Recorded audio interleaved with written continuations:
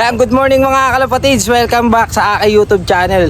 Ngayon, ang gagawin natin ngayon sa video na to, gagawin namin ni Bayaw Raymond yung breeder cage natin. Yung breeder cage natin, kaya ako naisip na gawin kasi wala pa yung loft natin. Para sabi ko, pag dumating yung loft natin na ginagawa ni Tol RJ, sakto may breeder cage na rin tayo. So yun yung gagawin namin ngayon mga kalapatids.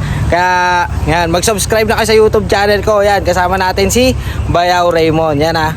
Ano ka?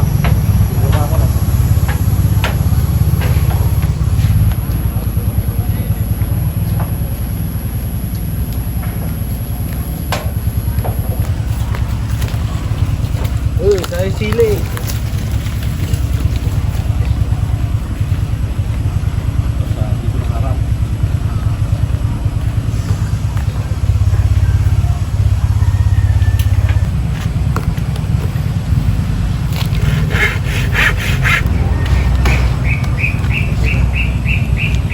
Ako na siguro dyan.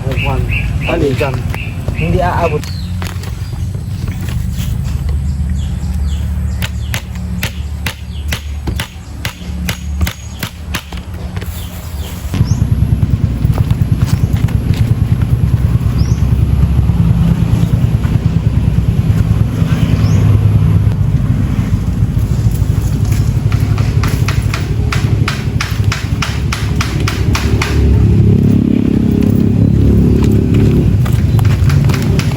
May matulog mo ba? Wala na nga.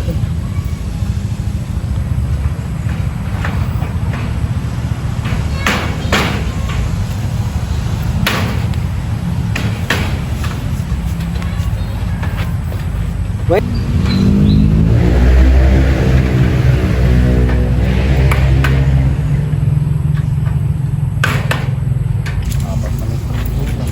Apat na ka mo. 2 metro na sa'yo. 4 na metro. Oo, apat. Tapos yung ito. Hindi, 2 yan. Ganun ka mahaba yun.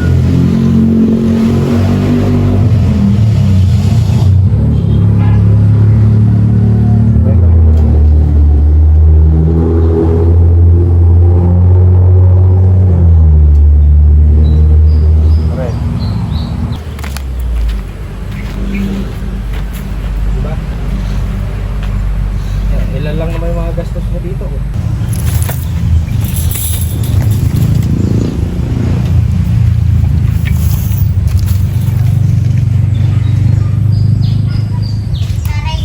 Ah, Sukatin mo.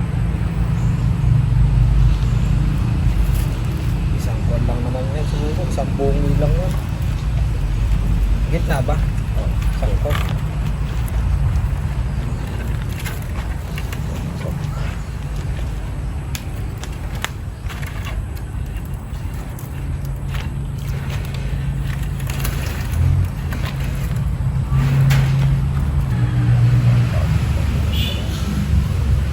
pwede din. Pagkatalian na lang natin.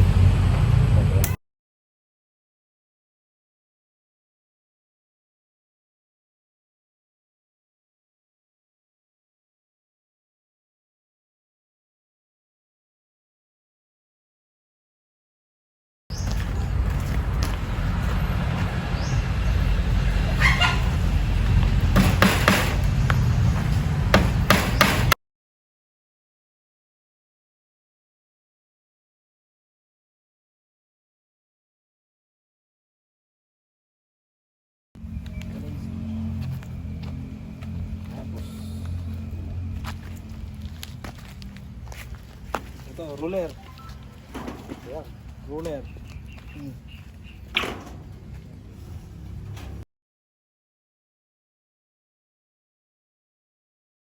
So, ayun na nga mga kalapatids. Natapos na namin ni Bayaw yung ginawa nating breeder cage. So, ito, papasilip ko sa inyo kung paano yung pagkakagawa namin dito. Pero, disclaimer, 30% lang yung naitulong ko dito, sa kanya yung 70%.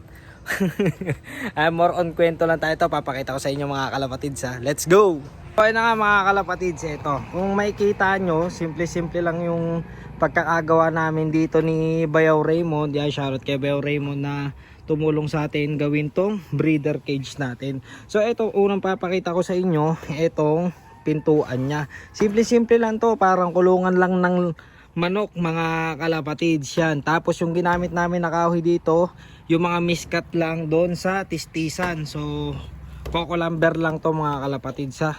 So ganito siya gumagana, taas lang natin yan, ganyan lang siya. Tapos yan, tingnan nyo sa loob. Medyo malawak siya mga kalapatids ha. Kasi hindi ko sukat akalain na grabe pala yung lawak nito, pero tingin ko okay na to. So madali na lang naman na divisionan to kapag nagka-budget ulit tayo. Ito yung division niya. Ayan, so ito yung isa. So all goods na yan mga kalapatids ha. Ayan, kapag ibabalik natin siya, ayan, simple lang. Ayan. So yan na yun. Ito yan, ganun din yun sa kabila. Tapos ang binili lang namin dito mga kalapatids, etong screen 2 feet.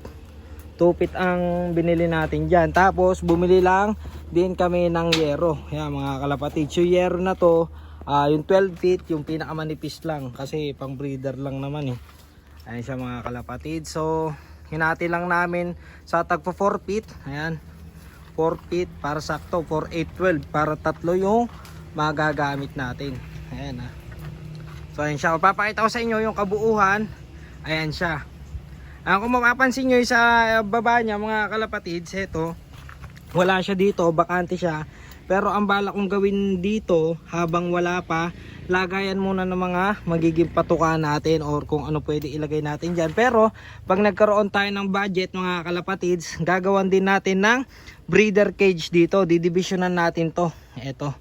So ganun din dito sa kabila, didivisionan din natin sa gitna para magkakaroon ng 1, 2, 3, 4. So bali ang magiging total dito na breeder cage sa kulungan na yan is 6. 2 sa taas, 2 sa baba, 2 sa baba.